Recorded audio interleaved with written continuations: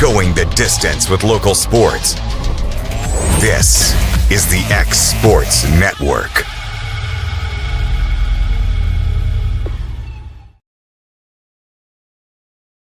Since opening our doors in 1904, Builtwell Bank has existed to be the local economic engine for the communities we serve.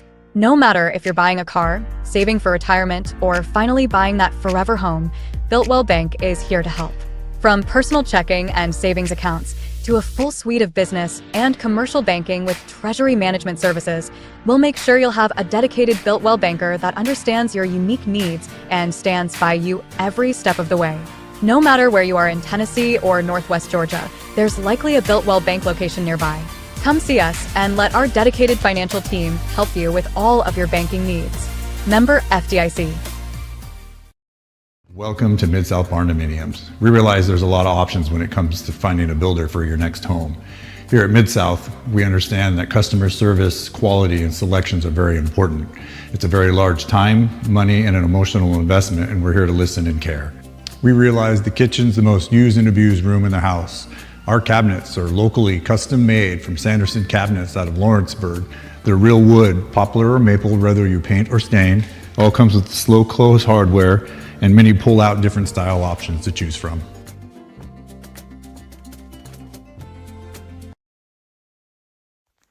What really matters during the ball game, we're at that point in the season where some are just beginning, some have already ended, and others are at that point where it's either win or go home. Depending on what your perspective is, it changes everything, doesn't it?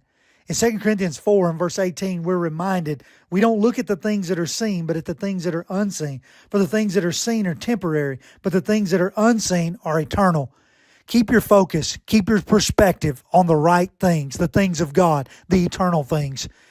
And that message brought to you by your friends at the Leoma Church of Christ. A moment in real estate with my dad, Jeff Hood. You know, I get asked a lot about what the market's going to do. How's the real estate market? I've been selling real estate for a long time. And nobody has a crystal ball. And you know what? When it's your time to buy or your time to sell, it really doesn't matter what the market's doing. It's your time, and you have to do something maybe. What makes a difference is the agents and the experience that go to work for you. We're Keller Williams Hood Company, located here in Lawrenceburg, Tennessee. We can help. Hood Company, powered by Keller Williams, the #1 name in real estate.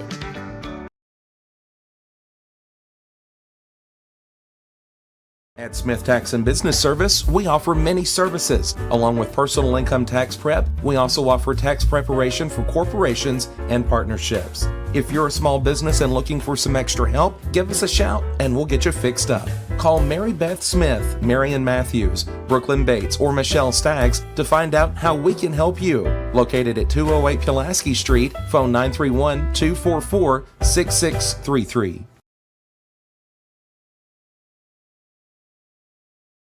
Financial advisor Scott Beasley knows time spent with family is everything. As a founder of Beasley Wealth Management, his mission is to give clients the freedom to enjoy time with family without the burden of financial concerns. A local of Lawrenceburg, Scott deeply values building relationships with clients, ensuring they make informed decisions concerning asset management, tax planning, and retirement planning. Offering a free initial consultation, Beasley Wealth Management helps clients pursue their aspirations with confidence.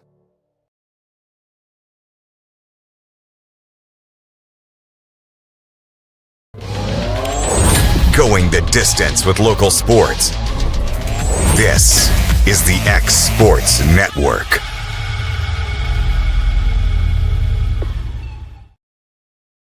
And welcome into this Friday edition of the SEC Tailgate. Michael Marks, Hayden Burks, keeping you up to date on everything going on in the SEC. And we got a little bit of stuff to talk about. So obviously, we've seen Tennessee's corner outfielders make their decision for kind of what's next for them. Dalton Bargo and Reese Chapman. Again, neither of them were selected in this month's MLB draft. So it's announced they'd both be returning to school. Now, which school is kind of the issue? Chapman returning to Knoxville, and he's a favorite to start in right field, maybe left field. I don't know. Who knows where you could put him, but he's a kind of a jack of all trades. Got off to a hot start, slowed down as the year went along, but finished the year with a 273 average with 13 home runs and 53 RBIs. Bargo, on the other hand, is going to be transferring to NC State, play for the Wolfpack as a grad transfer. He batted .272 with 14 homers and 40 RBIs, so a pretty good bat heading out to Raleigh, but I think it's good we're getting Reese Chapman to come back to Knoxville for another year. Some of those outfield spots, you don't want to replace everybody from last year's team, and with Chapman coming back, it definitely brings back a veteran presence. Yeah, absolutely. Having Reese Chapman coming back, one of the better players that's returning for Tennessee this past year. Really excited for that. Like you said, kind of a jack of all trades. And we'll just see. Hopefully he can grow into maybe that leader, kind of like a Hunter Ensley, like that for the Vols. But, yeah, I'm really excited to have Chapman back. He kind of found his groove late in the season. I know Tony Vitello thinks a lot about him. So, like I said, hopefully he can kind of take that leadership role and, like you said, figure out his spot there in the outfield and then also what he can do offensively. Yeah, and I was thinking going into last year, talking to some buddies at the game, I was like, man, if this dude could hit 300, he would be so good. And he's getting closer to that. Obviously had a big strikeout problem in 2024. Cut those numbers down last year, and if he can take another step this year, who knows how high his ceiling is. We talked a little bit about this earlier, but North Carolina and Clemson reportedly looking at leaving the ACC for the SEC in the near future due to revenue disparities and fees for leaving the conference, because that was a big thing. Obviously, last season, before the season, about Clemson and Florida State reportedly wanting to jump ship for the SEC. Currently, the fee to leave the ACC right now is $165 million, which is a ton of money. But with the meetings that they had last summer, they have it's a slow decline with how much money it is year over year. But the 2030-2031 academic year, which is probably when we'll start seeing some more realignment, the fee is only $75 million, so much more affordable. But this, and we talked about it a little earlier, this has big implications on both the ACC and the SEC. Would you want the SEC to possibly look at maybe moving some other teams out? The ACC, who are they going to look to bring in? It's definitely interesting for college sports. I mean, it's just basically, it's like I said during the show. I mean, we talked about it before we got our points across, but I'll say it again. I don't think, the SEC is really in any rush to bring anybody in. Like you said, the SEC commissioner said they are set with what they've got right now. Bringing in Texas and Oklahoma for their first year last year in the SEC. So, like I said, it's kind of, it would look like the Big Ten. You're going to have 18 teams, and that's basically two conferences just, piled into one. And it's like, AJ said, Clemson's really only bringing baseball and football. And North Carolina, basketball and football. Basketball and football. Really. Or baseball. Yeah, baseball, yeah. So, I mean, overall, it's like you said as well. So, piggybacking off what both you and AJ said, how, in the ACC they might be like a 6-3 or a 7-2 team. In the SEC it might be a 4 and 8, or something like that. 5 and 7, something like that. Yeah, and I think if the SEC is going to look to add 2 more teams from the ACC, they would probably look at Florida State and Clemson, or Florida State and Miami, Clemson, some combination of those top teams. I don't think they're going to look to add a middle of the road team, because it felt a little weird when they added Missouri and A&M back in 2012. I think it'd be cool to bring in Georgia Tech just because they were an original member of the SEC. And teams like when they added Oklahoma and Texas, I mean, that was taking the 2 best teams out of the Big 12. Yeah. That was kind of cementing them as kind of that big dog status. Yeah. All right. Well, yesterday Donald Trump signed an executive order that he has titled "Save College Sports." Pretty much what it's supposed to do is prohibit third-party pay for play, so no more booster bidding wars for 5-star talent. This order will also mandate the preservation and possible expansions of scholarship and athletic opportunities in women's and non-revenue sports. I think this is great because last year, at Tennessee, there were some worries about when this not the executive order, but the House committee decision that it was going to limit the spending that universities were going to be able to spend throw to non-revenue sports like swimming and diving. People were worried that their spots were going to be cut, and roster sizes have definitely been decreased. But with this executive order, it's trying to, 1, prevent people from just being able to buy players and buy teams, and 2, continue to try to grow college sports, because we saw with NIL that and with all these things that have come up recently, that it's almost like it's trying to limit college sports and limit the amount of athletes there are. So I think it's a good step for college sports in the future. Yeah, I mean, it's like I said in our show earlier and what I was telling you earlier, I think it's a blueprint to set a foundation and a baseline. And, it's a step forward, but it's a little baby step. Yeah. So, like I said, and what you said, it could take be weeks, months, possibly years down the line to get something going. Because I also think the House settlement is not done yet. Yeah, I mean, no, I think there are probably it's some things that are going to change with that, obviously. There's still a lot to go down. Yeah. The number one running back in the class of 2026 is making his decision. He's decided August 19th would be the date. It is believed that he'll choose between Tennessee and Michigan, but Ohio State and Georgia are still in the mix as well. And maybe with this House settlement deal, that maybe it would just be Tennessee and Michigan, or with the executive order. So who knows? I got him going to Michigan. I'm sorry, with Bryce Underwood up Who there in would wanna play with Michigan. that? Yeah, it's exactly. pretty much, do you want to play with Bryce Underwood or do you want to play with Faison Brandon? So, but it's a bigger choose at that point. Yeah. But well, and Tennessee's been really heavy on him, especially with Tristan Keys and a bunch of these top names on the offensive side of the ball. Because you just look at the success that Tennessee's had with the running back, especially Dylan Sampson last year. Well, I mean, even Jalen Wright the year before Yeah. that, guys like that. I mean, Tennessee's been very good with running backs under Josh Heupel, who people just think he runs an air raid, but they run the ball more than anything. Yeah, exactly. Lots of news from the Plains and Auburn. They've announced an extension for head coach Butch Thompson of the baseball team, 6 years, $1.5 million per year, and increased staff salary. So it looks like Auburn baseball might be around to stay. And again, Butch Thompson's been there for forever, and they've had some good teams under him as of late. And also, their Nike apparel line launches today. At Auburn, it's assumed that we'll see new jerseys for all their sports. Nike's already released the football jerseys. They look pretty similar.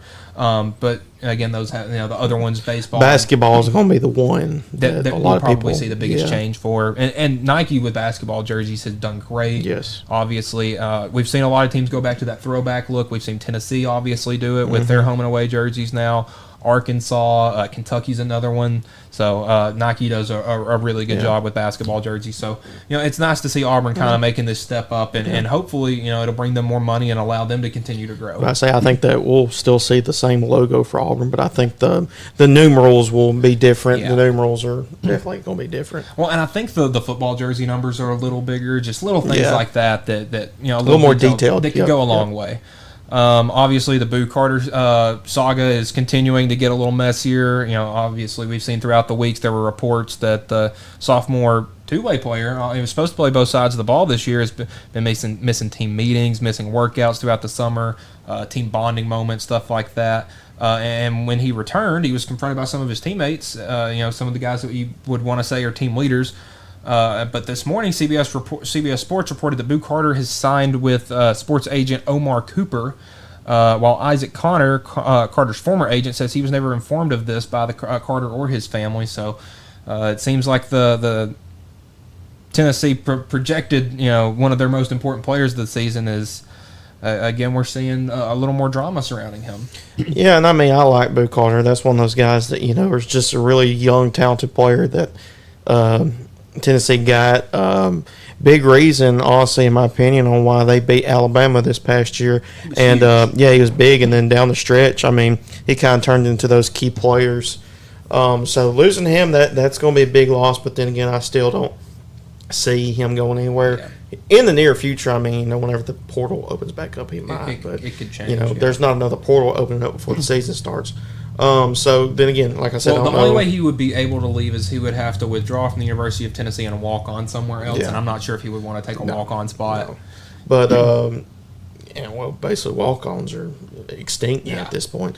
But like I said, it would be a big loss. But then again, it's like what we said before we came on air about how that this is going to be up to him now to get back together with the team, the coaches, and the players, and kind of regain that trust from them. So then again, I think, it's one of those things you're going to have to swallow your pride. But, Boo Carter, I think he's a really good player for Tennessee. And, if he wants it bad enough, he'll make sure to do that. But if not, it's like Josh Heupel said, there's nobody bigger than the power T. Yeah, and the big thing with this, not necessarily letting him back on the team. He hasn't been dismissed from the team or anything.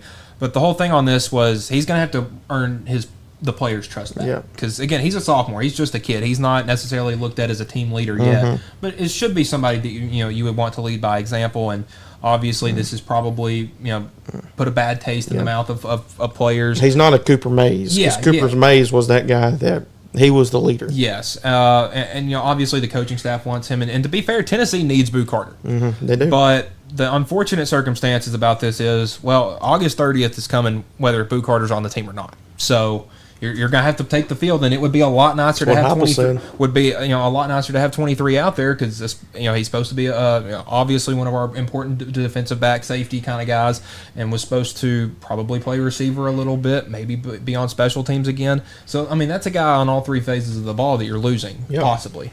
But we'll continue to keep that updated as it goes along.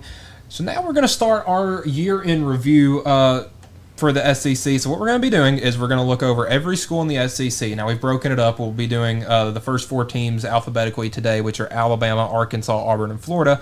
And we're going to look at how their 5 big sports went, where they finished, how they went, and kind of the expectations, and how they compared to those. And got a little bit of a scoring system. So obviously we're going to look at where they were projected to finish in the SEC before the season started to kind of give you a boundary for what the expectations were, and then where they ended up finishing. Also have another point system. So pretty much what I've done is I've listed their record, their postseason, where they finished in a final ranking for AP, D1 baseball, whatever the sport is, their best win, and then where they finished in the SEC. And so again, if that best win was against a top 25 team, you get a point. A top 10 team, you get 2 points. A top 5 team, you get 3 points. Your final ranking in the AP poll, if you're top 25, it's 1 point. Top 10, 2 points. Top 5, 3 points.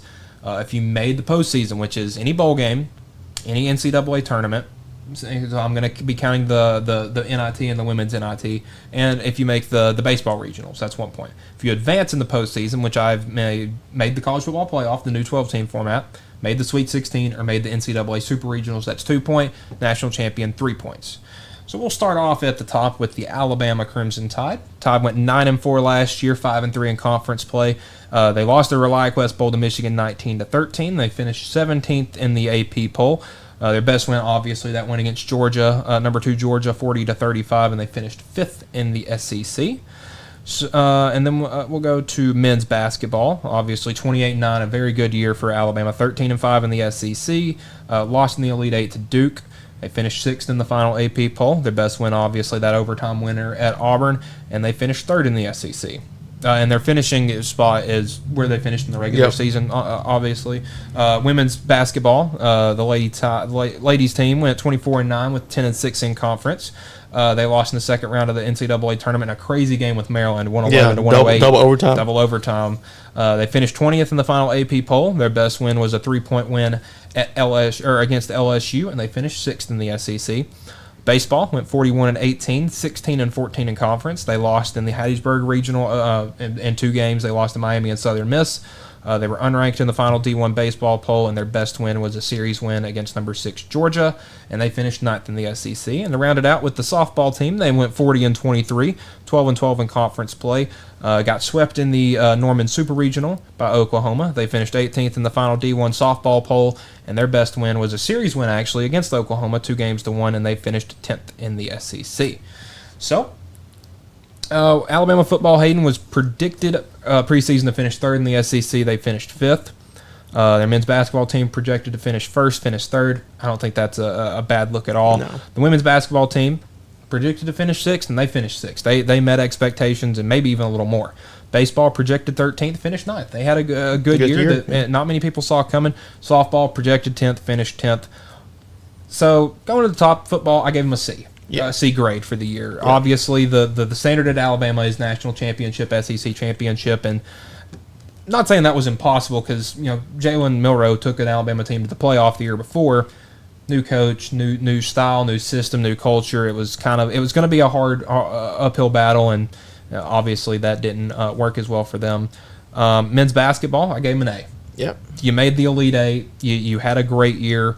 I mean, this year was an extremely tough college basketball season, especially in the SEC. You look at Auburn. That team was anybody loaded. Could win. Tennessee was loaded. Florida was loaded. Alabama was loaded. I mean, all those teams very well could have been the Final Four, and 2 of the 4 made that. Yeah. Women's basketball, I gave them a B. They met expectations. They did a good job. They made the NCAA tournament and were, that crazy game against Minnesota away from making the Sweet 16 and, probably giving them an A. Baseball, I gave them a B. They blew expectations out of the water, but they haven't been able to have that postseason success under head coach Rob Vaughn. And that's kind of where the B came from. I was close to giving them an A because nobody saw Alabama being really good this year, and they excelled. Softball also gave them a B just because Alabama softball I feel like has a higher standard, and 10th in the SEC is not that. But they made it to the Super Regional and very well could have made it to the Women's College World Series again. So I gave them a B. I like that list. Obviously, I think. We look at Alabama and football school and overall, just the nostalgics they've had from football. I'm with you. Like I said, I give them basically everything that you say when it comes to grading, with a C for football and A for basketball. I would probably give them a in softball just because they kind of, had a good year, but then again they had. Really good spots, and I think a lot of people are going to see Alabama maybe down the road. I know they're bringing in a bunch of the same players for this upcoming year, so I'm going to give them an A because I know that the future looks bright for Alabama softball. So, but other than that, I really like that list for Alabama as well. All right, so we're going to move on to Arkansas. Football went 7-6 this past year, 3-5 in conference play. They beat Texas Tech in the Liberty Bowl.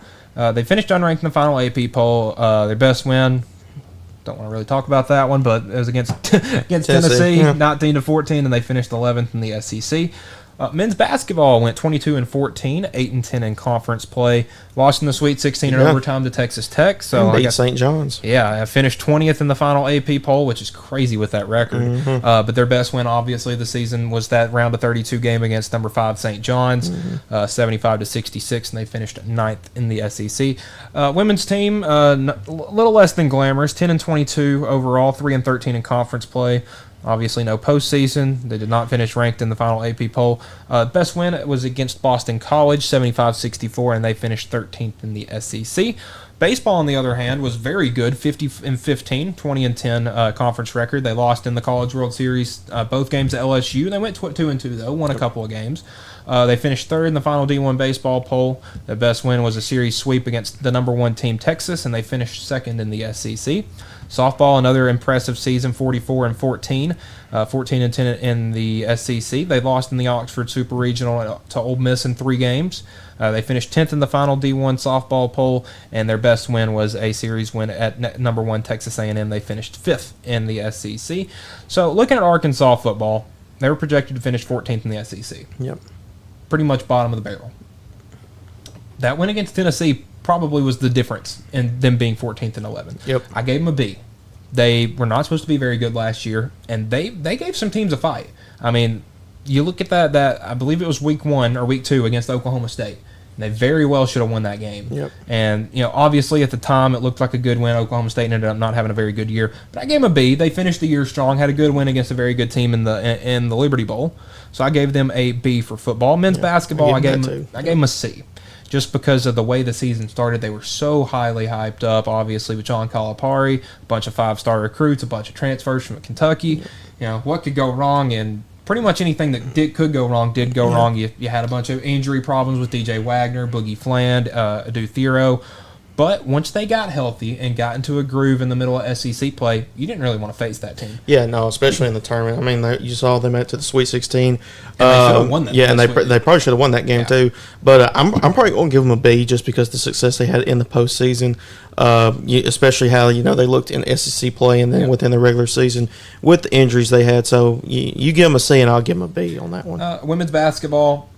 Projected to finish last in the SEC. They finished 13th, so I gave them a C. Yeah, I give them a C. Obviously, they weren't projected to be very good, and then they ended up not being very good, so I'd go with there. I'm with you on that one. Baseball, I'm giving them an A. Yep, obviously, absolutely. if you watch that last game against LSU, you probably give them an F, just because of just some of the ways that the way they lost that game was just heartbreaking. But listen, Arkansas baseball, they're good. Absolutely, They're supposed to be good. They were good, maybe a little better than people saw. and obviously deservingly so an A. Softball gave them a B. They were predicted to finish 7th in the SEC in the preseason polls. Ended up finishing 5th. Made the Women's College World Series, I believe. No, they lost in the Super Regionals. Yep. But again, Arkansas softball supposed to be good. Was pretty good. Yep. Just kind of came up a step. I'll give him a B. Yeah, I'll give him a B. All right, so now on to the Auburn Tigers.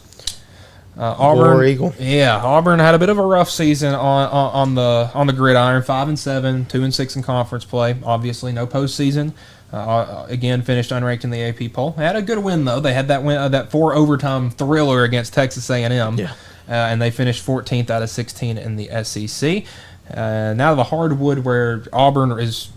This is where Auburn has gotten dominant since Bruce Pearl's gotten there. 32-6 last year, 15-3 in conference play. Lost in the Final Four to Florida, 79-73. Could have won that game. Mm-hmm. And for most of the season, people saw them as the should-be national champions. Yes. Florida just got hot there at the end of the year, and you could not stop them.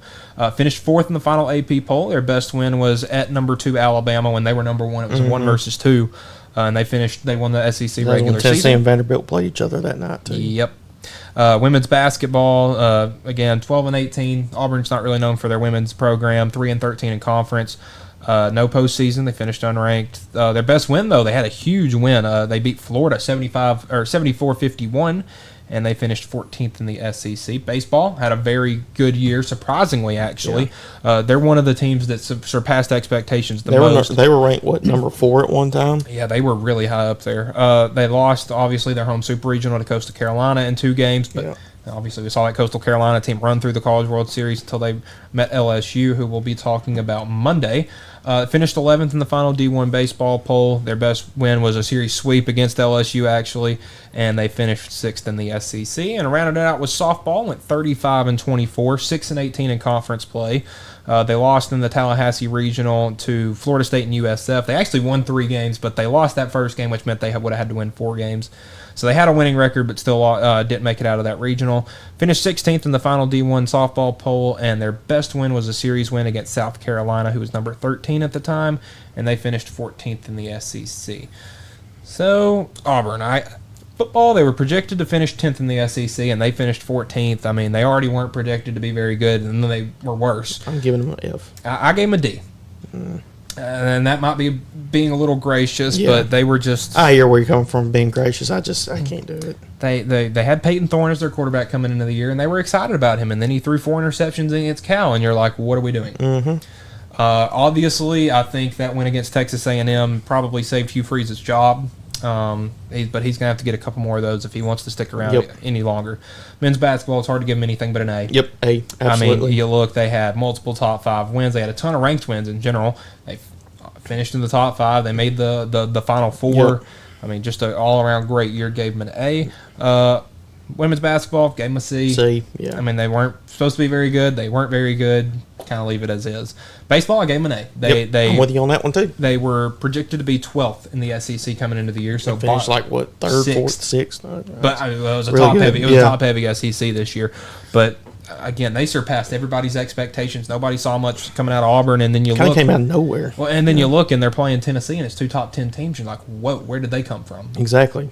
But again, a very, very good year for Auburn baseball. Softball gave them a C. They were projected to be 13th, finished 14th. I'll probably give them a B. I mean, they made the regional. Yeah. They looked good in it for the most part. They finished ranked. They were a top 25 It's like team. those detailed records you told me about their softball program that I was like, wow. They went 35-24, but they went 6-18 in conference play. That means they went 29-6 against teams outside of the SEC. Mm-hmm. It's just they had SEC was so good in softball this year. Yes, it was, especially with Texas and Oklahoma joining. Because you look before that, you still had Tennessee, who's really good, Florida, who's very good, Alabama, who's very good. Texas A&M was really good this year, and then you throw out Oklahoma and Texas, who've won the last 5 national championships. It's a tough one to beat. All right, when we come back, we're going to wrap this up and finish with the Florida Gators coming up next here on the SEC Tailgate. At C&B Linen, fast, friendly, and reliable service is our promise to you. Because you're not just a customer, you're family. From multi-use linen to branded floor coverings and a complete range of cleaning supplies, C&B Linen is here to make sure you have everything you need. From our high-quality products to our fast, friendly, and reliable service, you'll experience the difference with C&B Linen. Because you're not just a client, you're part of our family. You'll be winning with C&B Linen.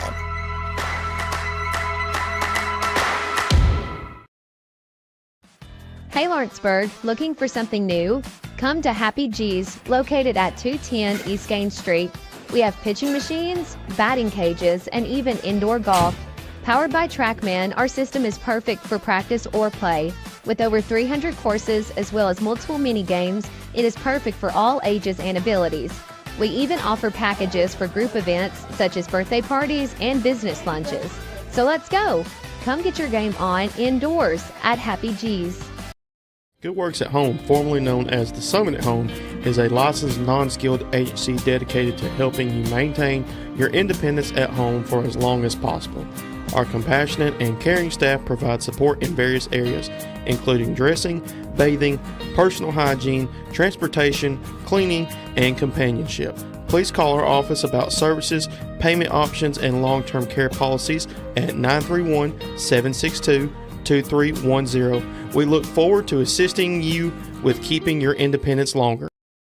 Make your property rock and roll with services from G&S Excavating, specializing in white sand, compost, mulch, topsoil, landscape gravel, and steel landscape edging. Turn to the pros who know how to make your project shine with years of experience. The best part is they're locally owned and operated. Choose from a vast selection of mulch and rock from their conveniently located facility at number 3 Valley Road in Lawrenceburg, just off Buffalo Road. Phone 931-279-3841 and get started today. Hey, this is Phil Hooper. Get the look you want for your favorite school, church, or business with apparel from HD Ink Screen Printing in Leoma, Tennessee. Got a logo you need embroidered or screen printed? Let HD Ink give you the professional look that sets the bar in today's world. We do fundraisers and custom designed apparel and so much more. Call today, 931-201-2961, or come see us at our new shop located at 26 Ingram Road in Leoma. Remember, HD Ink for the look you want and the look you deserve.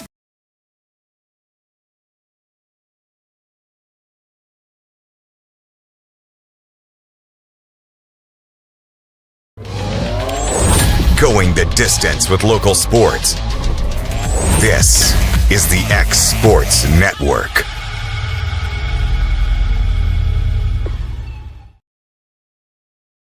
All right, welcome back to SEC Tailgate. Our last segment, finishing up our years in review, and we've made it all the way down to Gainesville for the Florida Gators.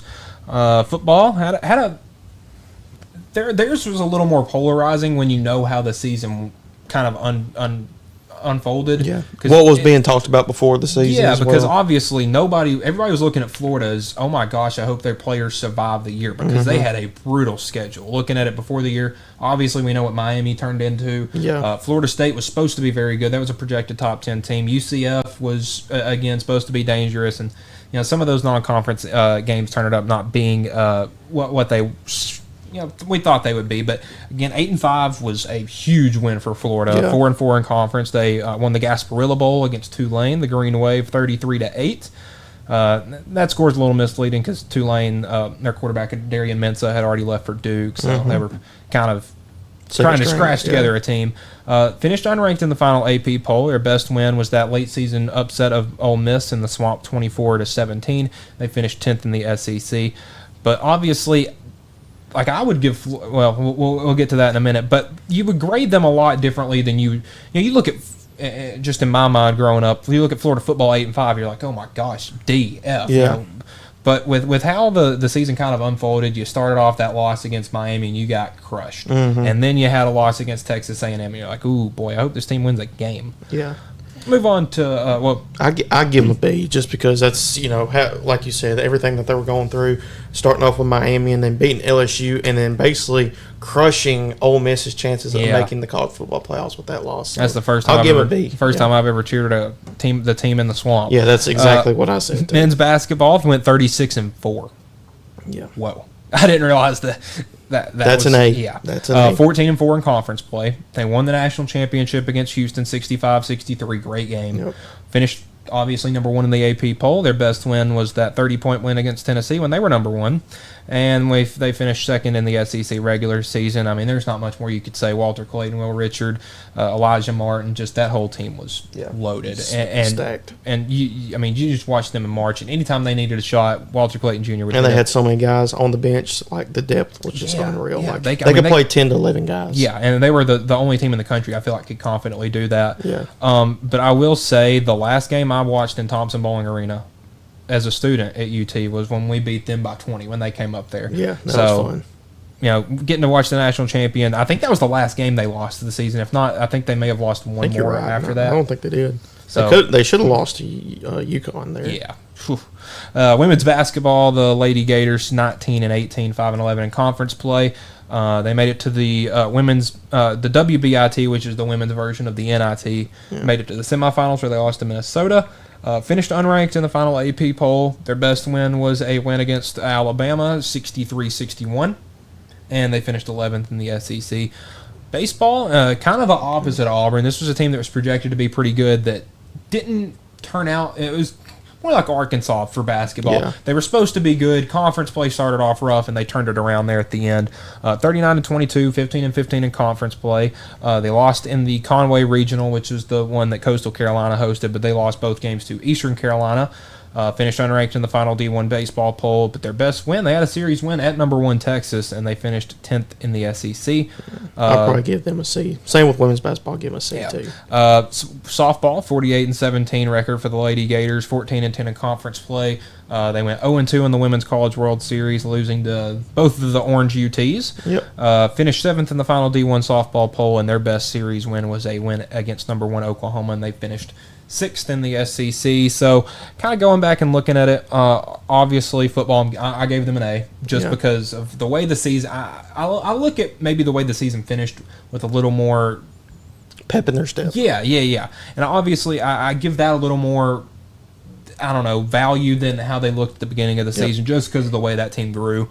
Men's basketball, it's hard to give them anything but an A. I mean, when you win a national championship, and they were projected to finish 6th in the SEC. They finished 7th. Yeah, that's crazy. Football, they were around where they were predicted to finish. Women's basketball, slightly underperformed. Projected to finish 9th, finished 11th. They gave them a C. Obviously, I mean they looked good there at the end, making it to the women's basketball invitational tournament semifinals. Baseball also gave them a C just because they were so hot to start the season. Mm-hmm. And when they came to Knoxville for the first SEC series, I'm thinking, hey, this Florida team, this might be the 2 best teams in the country. That's what I was like, we might be in trouble. And smoked them. Yeah. 3 games. I'm like, whoa, Tennessee is really good. And it turned out it was more of Florida being really not bad. They just had some bad luck. And obviously they made Tennessee look really good. Yeah, I think they started 0-10 in SEC play, and the fact that they finished out 15-15 was remarkable. And so I was looking at that, I'm like, hey, that's a good team. And then they made it to the regionals, and obviously didn't look good in that. And then with all the debacle with their coach, having the argument with the NCAA, the NCAA person, just kind of left a bad taste in my mouth. So C might even be a bit gracious. Softball gave them a B. They were predicted to finish second. They were really highly favored coming into the year. Didn't finish as well, but again, the SEC was so good that finishing 6th is maybe one weekend away from being first. Yeah. They had top 5 wins. They had a top 10 finish. They made it to the Women's College World Series, but they just got blown out every game. They ran into Tennessee the day after losing to Oklahoma. What was it, 7 innings in the first inning for Tennessee? Yeah, it was like 7 or 8 in the first inning. Like through the first 3, it was 4-0 through to the 5th or 6th batter in the lineup for Tennessee. So now I'm going to go back over and kind of list that point system I talked about earlier and how many points each team had. So Alabama finished with 24. Their football team 5 points, men's basketball 7 points, women's basketball 3, baseball 3, softball 6. So they had some big wins. They had a top 5 win in football, men's basketball, and softball. Baseball had their best win was against the number 6 team in the country, and women's basketball against number 7. So Alabama, they had big wins this year. Yep. But the reason that it may not look as glamorous as some of these other teams is just the fact that the standard at Alabama is already so high that if you slightly underperform, it's a bit of a kind of a bit of a down year. Yeah, obviously. If Tennessee went what was it, 9-4? Yeah, Tennessee went 9-4. That's a good year. Alabama, that's not exactly their standard. Yeah. And they expect double-digit wins. Yeah, every year. And they hadn't lost 3 conference games, I think, since Nick Saban's first year. Yeah. Yep. I know they lost 2 in 2010, but that was it. Looking at Arkansas, now their total, they had 25 points. Football gave them 4 points. Men's basketball, 6. Women's basketball, no points, but 8 points from baseball and 7 points from softball. You know, when you're going to play on the diamond in Arkansas, you know you're getting the best of the best. Mm-hmm. I mean, Dave Van Horn has built a very good baseball program there over his 22-year career, and same thing with softball. Auburn, they only a bonus of 18. You know, football, they had that. They're lucky they had that top 25 win. Yeah. That was their one bonus point. Men's basketball, 8 points was phenomenal. And pretty much, I'll just say that the point system, 1 through 3, not the best. Or I guess 0 through 3. If you're in the 4 to 6 range, that's pretty good. 7, 8, 9 is a good team. It's a good team. Yeah. Women's basketball for Florida, no points. Baseball 6, or for Auburn, pardon. Baseball for Auburn 6, softball 3, and then Florida finished with 22 points. Football had 3. Men's basketball 9, obviously, and that's as much as you can have. So perfect season pretty much for them. Women's basketball had 2, baseball had 2, and softball had 7. So if we're basing it just off the bonus points, first place after day 1 is Arkansas. Yeah. Second place is Florida. Second place is Alabama. Third place Florida. Fourth place Auburn. I think that's, I will put Auburn at 4. Yeah. I would probably flip. Florida and Arkansas. Yeah, Florida and Arkansas, and I would stick with Alabama too. So I would have Florida, Bama, Arkansas, and then Auburn. And I agree with you. I think Arkansas's success on the diamond can't be understated. Yeah. Again, Alabama is just pretty consistently good at everything. Yes. But Florida had such a good year. Yeah. Especially in basketball. Yeah, and their women's team wasn't crazy good, but really everything else picked up a lot of slack. Exactly, Football yeah. went really well at the end of the year. Men's basketball, obviously national champions. Softball made it to the World Series. Softball made it to the Women's College World Series. Baseball team, not the best finish of the year, but still made a regional. Yep. So obviously a good look there. Coming up Monday on SEC Tailgate, we'll be looking at Georgia, Kentucky, LSU, and Mississippi State. Oh, no. So yeah, stay tuned for that. We got a bunch of stuff for this coming up. So for Michael Marks, Hayden Burks, this has been the SEC Tailgate on the X Sports Network. Have a good weekend. Going the distance with local sports. This is the X Sports Network.